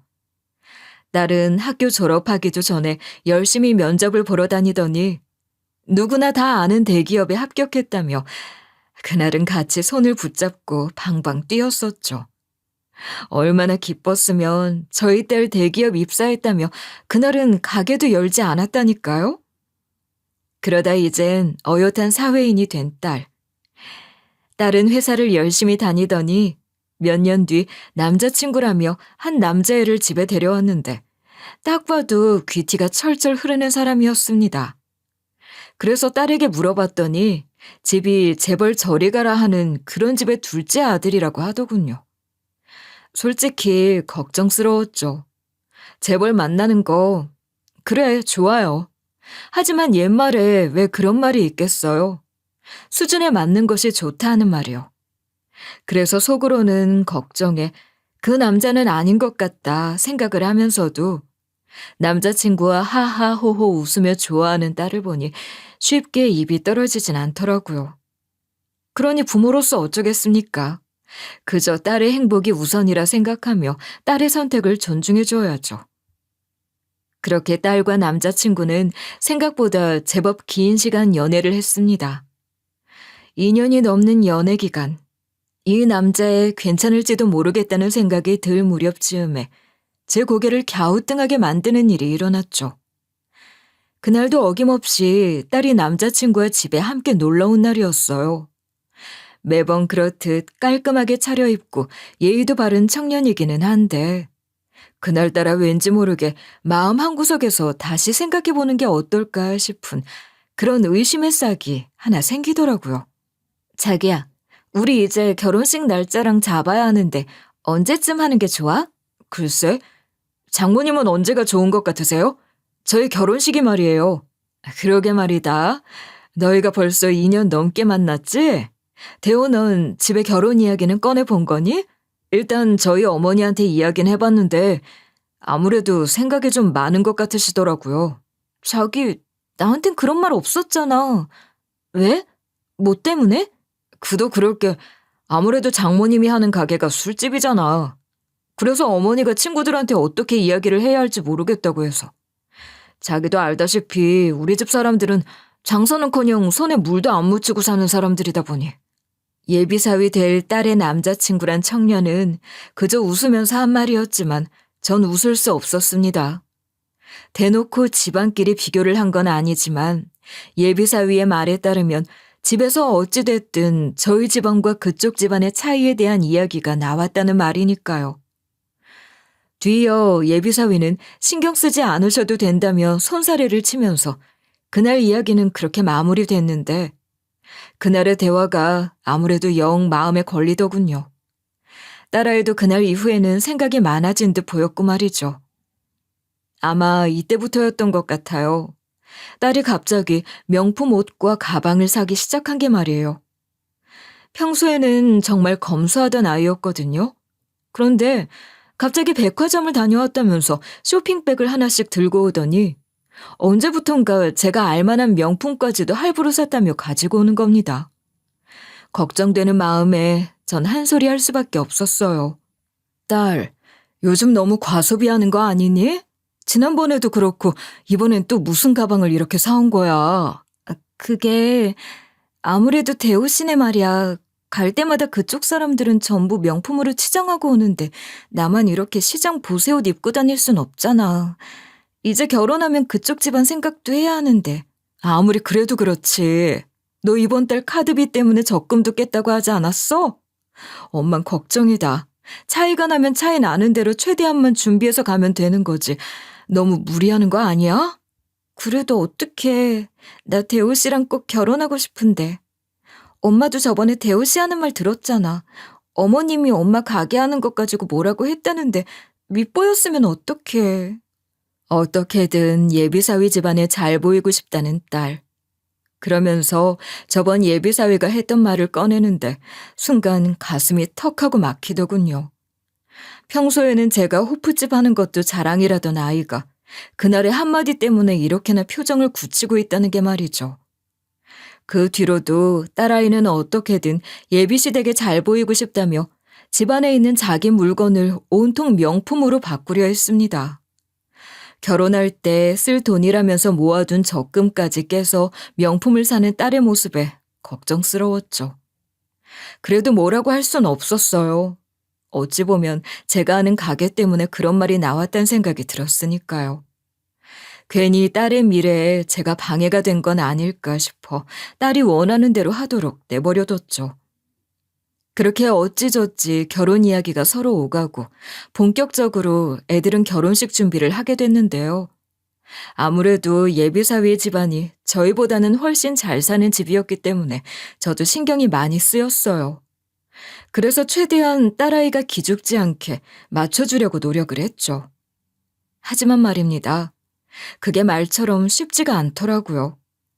사돈댁 측이 무리한 요구를 했거든요. 예를 들면 이런 거예요. 예물 이야기가 나오길래 저는 그냥 요즘 예물 누가 하냐, 애들끼리 잘 살면 되지 않느냐 하고 어른들은 아무것도 받지 말자 했죠. 그런데 사돈은 아주 교양 있는 목소리로 이러더라고요. 아무리 그래도 대한민국에 예물 예단 없이 결혼하는 사람이 어디 있겠어요. 제가 많이는 안 바랍니다. 저희도 준비할 테니 며느리도 저한테 맞는 보석 세트 하나쯤은 준비해줬으면 좋겠네요. 네? 한사돈, 저는 보석 그런 거 필요하지 않습니다. 가게 일하는 사람인데 액세서리 그런 게 왜 필요하겠어요. 그러니까 피차 서로 필요 없는 물건 주고받는 것보단 그냥 저희들 예단 예물로 애들 집 만들어주기보단 그래요. 작게 서로 한복이나 하나씩 맞추는 건 어떻습니까? 한복이요? 한복 입고 어떻게 친구들한테 며느리 자랑합니까? 사돈은 놀러 나갈 때 한복 입고 다니세요? 한복이 싫으시면 다른 것도 좋고요. 보석은 애들한테 너무 무리가 된다 생각하지 않으세요? 아니요. 저는 그냥 보석 세트로 받았으면 좋겠네요. 며느리한텐 제가 알아서 잘 말할 테니까 사돈도 생각 바뀌시면 애들한테 미리 말하면 좋겠네요. 아무리 형식이라지만 안사돈이란 사람은 명품, 진품 아니면 사용 안 하니까 무조건 준비해달라고 떼를 쓰더군요. 어찌 있는 집 사람이 저러나 싶은 생각이 들면서도 또 이런 말을 듣고 딸이 상처를 받을까 싶어 저는 퍼뜩 그냥 제가 알아서 하겠다 안사돈에게 말을 했죠. 이후로도 이런저런 일이 많긴 했는데 생각도 하기 싫어서 여기까지만 말하겠습니다. 아무튼 이런 어거지를 다 들어주며 상견례 날이 됐습니다. 마음은 썩 편치 않았죠. 아무렴요. 그런 어거지 부탁을 하는 사람 얼굴을 보면서 제가 무슨 생각을 하겠어요. 그런데 그냥 진작에 이 결혼 말렸어야 했다는 생각이 들 줄은. 왜냐고요? 상견례에 나타난 사돈들은 제 상상을 초월한 사람들이었거든요. 그래요, 사돈. 저랑은 처음 뵙는 자리죠? 제가 대우 아비 되는 사람입니다. 어머, 안녕하세요. 저희 은혜 잘 부탁드립니다. 네, 자만 며느리라 저희도 아주 환영입니다. 그런데 말이죠. 혼주 자리 하나면 준비하면 된다면서요? 참 힘드셨겠어요. 그러니까요. 여보, 여자 혼자서 그것도 딸을 키웠으니 얼마나 불쌍해요. 저라면 당신 없는 그 순간부터 울고불고 난리 부렸을지도 몰라요. 물론 저희 집안이 그리 없는 집안은 아니라 힘들진 않았겠지만. 사람마다 다 상황은 다르니까. 그래서 말입니다. 혹시 자리 비워두기 어려우시면 그쪽 어르신께서 참석하셔도 괜찮습니다. 아무래도 저희들 손님이 많이 올 텐데 신경 쓰이진 않으실까 해서요. 이들은 배려랍시고 이런 말들을 하는 것 같은데 저는 이게 전혀 배려라고 느껴지지 않았죠. 아무렴요. 남편이 없는 걸로 잔뜩 동정하는 그런 눈초리를 보내는 사돈이나 딸 혼자 키우면서 고생해서 얼굴에 주름이 생겼다는 둥 불쌍하다 말하는 안사돈의 말투나 말이죠. 이런 말을 듣고도 저는 웃어넘길 수밖에 없었어요. 딸의 미래를 생각해서라도 속으로 꾹꾹 눌러 담았죠. 그도 그럴 게 이 자리에서 저만 빼고는 다들 하하호호 웃으면서 지냈거든요. 제 딸도 같이 말이에요. 그래서 요즘 상견례 분위기는 이런 말도 서슴지 않고 하나보다 싶어서 결혼을 강행하려는 딸의 의견도 존중했습니다. 그런데 그러지 말았어야 했다는 생각을 또 할 수밖에 없었어요. 딸이 결혼 준비 도중 연락이 줄기 시작하더니 전화만 오면 목소리에 그늘이 가득했거든요. 그 순간 깨닫기 시작한 거예요.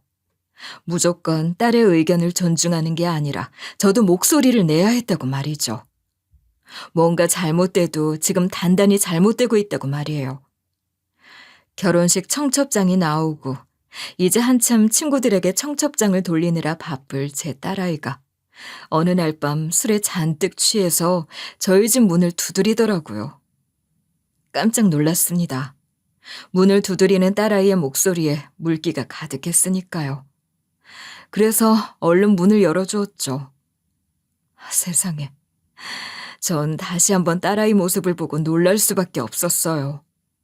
얼굴은 눈물 때문에 온통 화장이 다 번져 있었고 옷차림도 엉망이었거든요.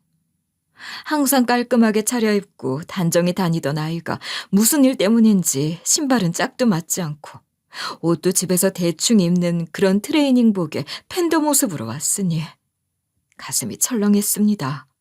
너 무슨 일이야 대체? 무슨 일이 있었기에 이리 울어? 엄마! 엄마! 미안해. 너무 미안해. 나 파혼 당했어. 뭐라고? 파혼? 그게 대체 무슨 소리야? 은혜, 너 똑바로 이 엄마 보고 말해봐. 지금 파혼이라고 했니? 난 그 집안이랑 맞는 사람이 아니래. 나보고 결혼은 안 되겠대. 순간 머리가 띵하게 울리더군요. 그 뒤로도 딸은 숨이 넘어갈 듯 우는데 저는 살살 달래면서 무슨 이유 때문에 그러느냐고 캐물었습니다. 그럴수록 딸의 울음소리는 커져갔지만 아무리 생각해도 집안 차에 그런 이유가 아닌 것 같았거든요. 제 자식입니다. 당연히 제가 가장 잘 알고 있는 제 딸이었죠. 제 딸은 그런 이유로 파혼당했다며 이리 울 아이가 아니었거든요. 울음소리가 잦아들고 그런 딸을 조금씩 타일러서 제대로 말해보라 말했지만 딸은 좀처럼 입을 열지 못했습니다. 그렇게 한참을 기다려줬어요. 대체 무슨 일이길래 애가 이렇게 엉망으로 이 오밤중에 집을 찾아왔는지 말이에요. 그렇게 한참을 기다려 들은 이야기. 정말 어처구니가 없었습니다. 어머님이 오늘 나 부르더니 그러더라고. 아무래도 애비 없는 자식은 안 되겠다고. 아버님은 괜찮다고 하셨는데 자긴 절대 안 되겠대. 하자 있는 거라고. 하자? 지금 아빠가 없다는 그 이유 하나로 널 하자 있는 사람이라 그랬다고? 난 정말 어머님이 그런 말을 할 줄은 꿈에도 몰랐어. 이때까지 정말 나한테 잘해주셨단 말이야. 어떻게 아빠가 없다고 애비 없는 자식이라고 나한테 그럴 수 있어? 아무리 엄마가 날 잘 키워도 소용이 없대. 대기업 다녀도 소용없대. 자기들 집안 체면이 있다고. 남들 앞에 며느리가 애비 없는 집안 자식이라고 어떻게 말하냐고 그러더라. 딸의 말이 끝나고 순식간에 열이 오르더라고요. 화를 참기가 어려웠습니다. 딸은 지금까지 제게 잘해주었다 말했지만 그것도 절대 아닌 게 분명했어요. 평소 저 애비 없는 자식이라는 생각을 하면서 살았을 텐데 뻔할 뻔짜죠. 저도 아까워서 손 하나 대지 않고 키워온 아이입니다. 아빠 없이 자란 티 내지 않도록 열심히 노력해서 키운 제 아이였어요. 그런 아이가 밖에서 이런 소리를 듣고 집에 들어왔다. 그것도 울면서? 엄마로서 절대 참을 수 없었죠. 전 그렇게 딸아이를 집에 재워두고 날이 밝자마자 사돈댁을 찾았습니다. 딸에게 물어물어 받아낸 주소로 찾아간 사돈댁. 전 도착하자마자 회장님 나오라고 고래고래 고함을 질렀습니다. 회장님이란 사람은 바로 박가사돈의 아버지 되는 사람이에요. 그러니까 사돈 어르신이었죠. 그리고 사돈댁에 도착했을 때부터 눈앞이 펼쳐진 모습에 제 심장은 더 세차게 뛰었어요. 왜냐고요? 거대한 대문에 딱 봐도 깔끔하게 정돈된 정원, 그리고 그 안에는 사람들이 부산스럽게 다니면서 아침 준비를 하는 모습. 딸이 이런 곳을 드나들면서 그간 얼마나 위축됐을지 생각하니 분노가 치밀더라고요. 차이가 나는 것까지는 알았지만 이 정도로 사람을 주눅들게 만들 환경일지는 꿈에도 생각을 못했거든요. 아마 저와 비슷한 경험을 하신 분들이라면 이런 제 행동 이해하실 거예요. 저는 그동안 혹시라도 차이나는 결혼을 어떻게든 이용하는 사람처럼 보일까 싶어서 사돈에게는 관심도 주지 않았거든요. 그저 딸과 예비사회가 했던 말처럼 조금 크게 차이가 나는 정도구나 생각했죠. 근데 이 정도의 차이일 줄이야. 이런 상황이라는 걸 처음부터 알았다면 아마 전 딸의 결혼을 반대했을지도 모르겠네요. 아무튼 제 이런 행동에 안에 있던 사람들이 바로 문을 열어주지는 않았습니다. 오히려 개무시를 하더라고요. 그래서 저도 적반하장으로 말했습니다. 당장이라도 이 문을 열어주지 않으면 회장님이 그간 숨겨온 비밀 전부 다 동네 사람들 다 들으라 떠벌리고 다닐 거라고. 가만히 있지 않겠다고 말이죠. 그러자 이제 사람 취급을 해주더라고요. 아침부터 그렇게 소리를 지르시면 어떡합니까? 회장님이랑 약속은 하시고 찾아오신 거예요? 아니요. 회장님 당장 나오시라 하세요.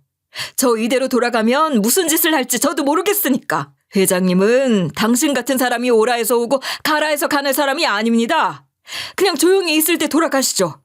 더 이상 소라는 저희도 가만히 있지 않습니다. 가만히 있지 않는다고요? 경찰 부르시면 오히려 곤란해지는 건 당신이 그렇게 높게 치는 그 회장님일걸? 내 말 알아들었으면 당장 사돈댁 회장님 나오라고 하세요. 제가 직접 말씀드릴 일이 있으니까요. 집을 관리하는 사람처럼 보인 남자는 제 말에도 콧방귀를 끼며 그대로 절 내쫓으려 했는데 순간 전화가 한 통 오더군요. 그 전화의 주인이 회장님인지 저를 그냥 들여보내라 한 것 같았습니다. 그렇게 대문 안으로 들어갔죠. 들어가니 아직 아침을 하던 도중이었는지 거실에는 사돈댁 어른들이 앉아 있었고 거실 옆 식탁에는 사돈과 안사돈이 어리둥절한 표정으로 절 봤습니다. 그 와중에 저나 딸아이에게 몹쓸 말과 부탁을 했던 예비 안사돈은 불쾌하다는 태도를 숨기지도 않더군요. 어쩐 일로 이렇게 아침 일찍부터 오셨습니까? 당신 저 사람한테 제대로 이야기 전달 안 했어? 안 하기는요.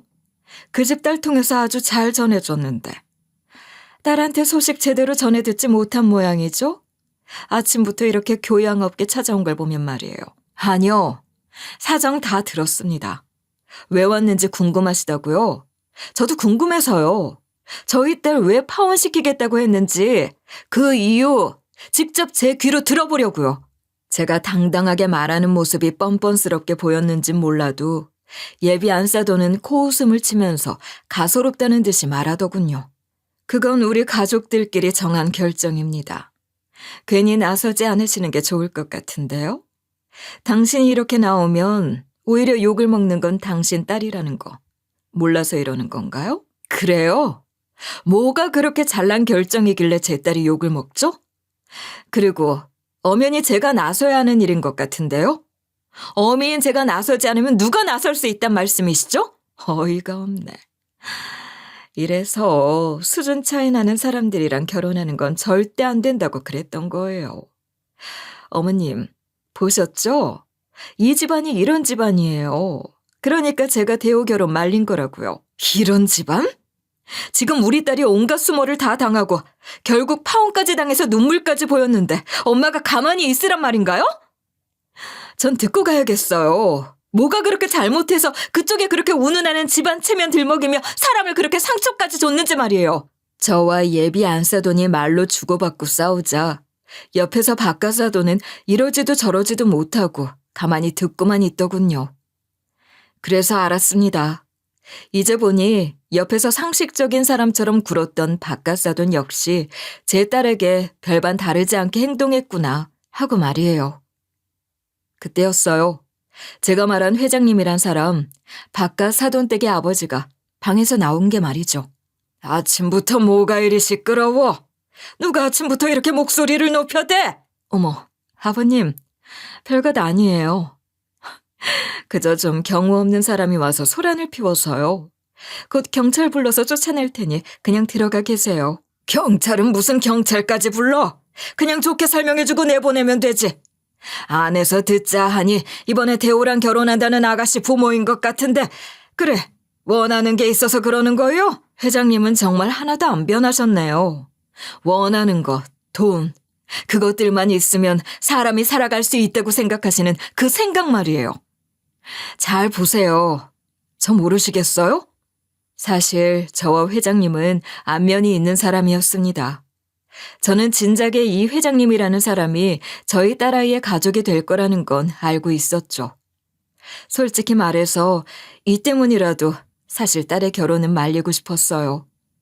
제가 이 회장님이란 사람이 아주 무서워할 만한 일을 알고 있었거든요.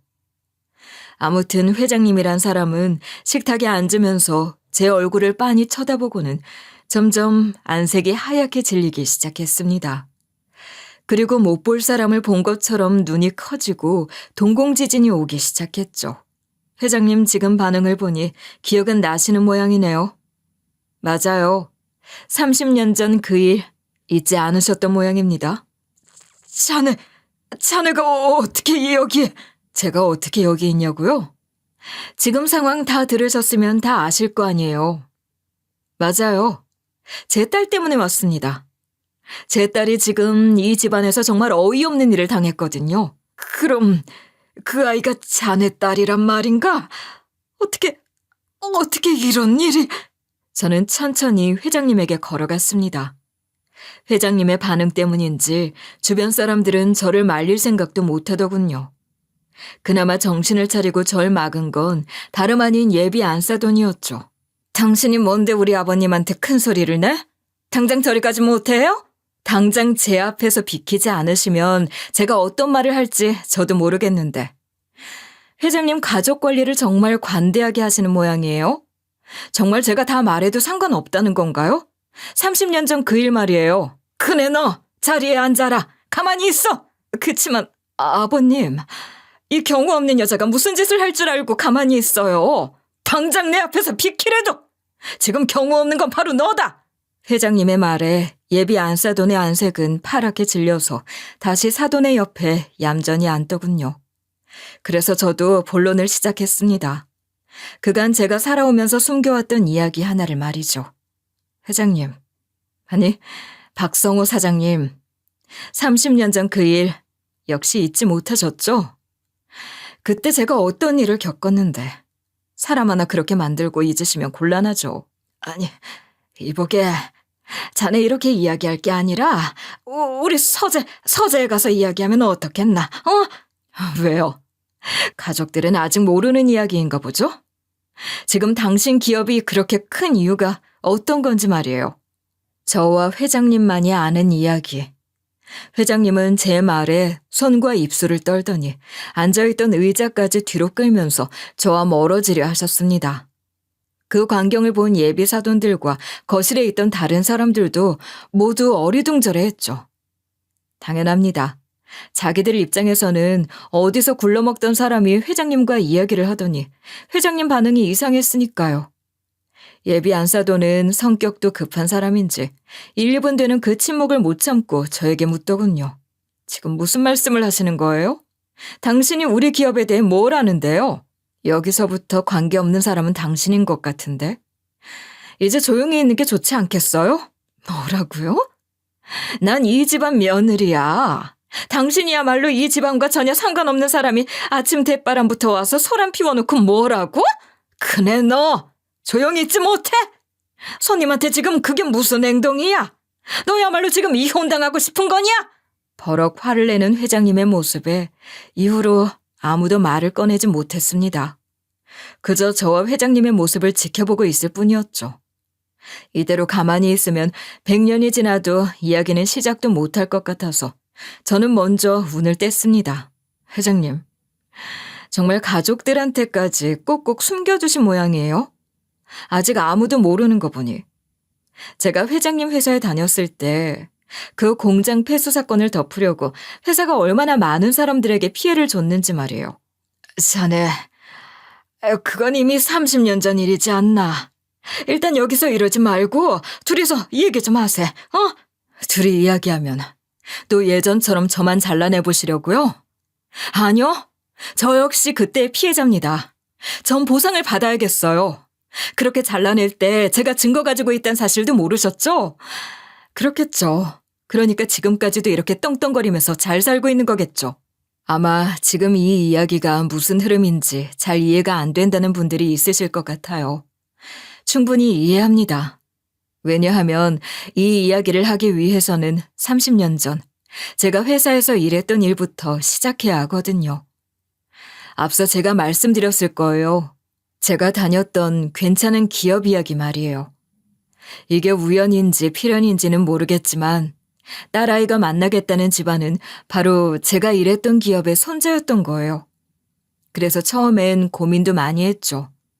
그럴 법도 한 게 제가 회사랑 좋게 헤어진 건 아니었거든요. 사실 제가 작은 가게를 시작할 수밖에 없던 이유도 지금부터 설명드릴 일 때문이었어요. 아무튼 당시 대학을 갓 졸업한 전 취업을 준비하면서 이런 생각을 했었어요. 평소 제 친정 아버지가 했던 대로 제가 하는 일은 사람을 돕는 일은 아니었지만 그래도 사람들에게 도움이 될 수 있는 기업에 들어가서 일하자는 생각이었죠. 그렇기에 들어간 회사 역시도 아무 곳이나 고르진 않았어요. 당시 대기업은 아니었지만 탄탄한 구조를 가진 중소기업.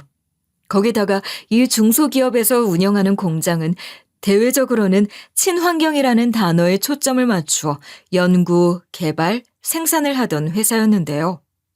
30년도 더 된 시점부터 친환경에 목숨을 거는 회사였으니 이 회사가 커진다면 미래에는 사람들을 위한 환경 개선에 얼마나 도움이 될까 하는 생각에 들어간 회사였죠. 그래서 회사에서의 미래를 꿈꾸며 그 누구보다 열심히 일했던 사람이 바로 저였습니다. 하지만 회사의 실상은 친환경이란 말과는 다르게 전혀 다른 모습을 하고 있었죠. 회사를 다닐 때 전 회계관리부서였어요. 아직은 작은 중소기업에 불과한 회사였기에 회계관리부서에 저 말고는 높은 직급의 사람 2명, 총 3명의 인원밖에 없었죠. 그래서 말단 직급이라도 생각보다 많은 일을 담당했어야 했습니다. 그러다 이상한 점을 발견하게 된 거예요. 이 회장님이라는 사람이 이토록 벌벌 떨면서 가족들한테도 숨기려 했던 사실 말이죠. 그날도 평소처럼 사내 문서를 정리하던 중이었습니다. 대기업이 아닌 중소기업의 회계부서는 말이죠. 사람들이 생각하는 것만큼 문서들이 잘 정리되어 있진 않아요. 외부 일정을 다녀오는 사람이나 경비를 처리하기 위해 대충 서류를 작성해서 보내주는 사람들 때문에 정상기간이면 늘 눈에 다크서클을 달고 살아야 할 정도로 서류의 산더미 속에서 살아야 하거든요. 그래서 그 이상한 문서를 발견한 날도 똑같이 제 책상 위에 올려진 서류들을 정리하고 있었죠.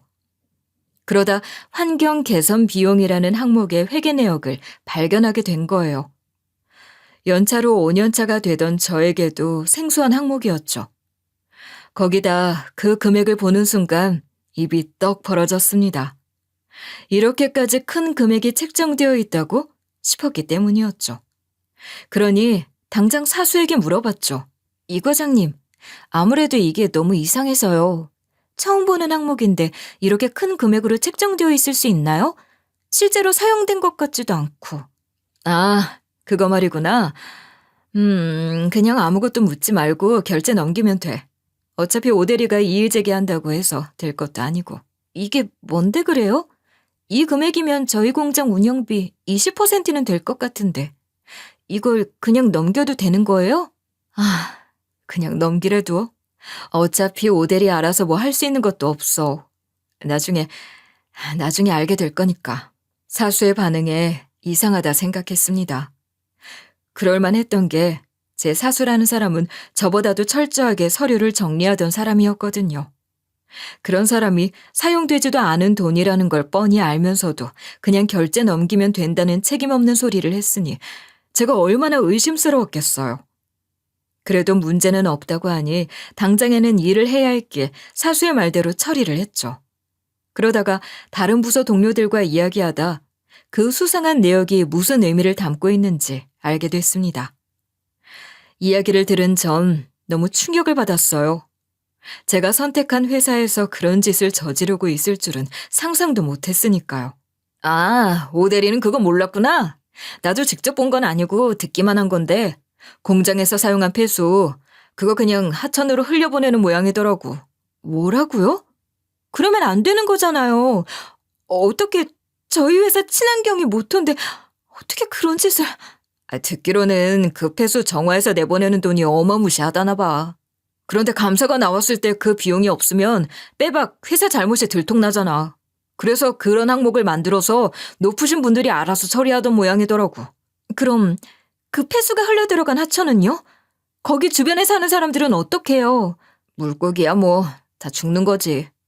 오대리도 알다시피 우리가 사용하는 재료들이 절대 좋은 것들이 아니잖아. 화학재료인데 뭐가 그리 좋겠어. 친환경이란 말도 결국 다 허상인 거야. 친환경 만들겠다고 사용하는 재료들도 전부 화학재료니까. 처음으로 알게 된 회사의 뒷모습에 충격이었죠. 제 직장 동료는 회사가 그런 일을 저지르는 것도 법에 걸리는 게 없으면 되지 않냐는 입장이었고요. 공장에서 회사의 규정을 어기고 폐수를 몰래 하천으로 방류한다. 지금 같은 세상이었으면 아주 난리가 나는 일 아닙니까? 아니죠. 지금이 아니라도 그 당시에도 이건 있을 수 없는 일이었죠.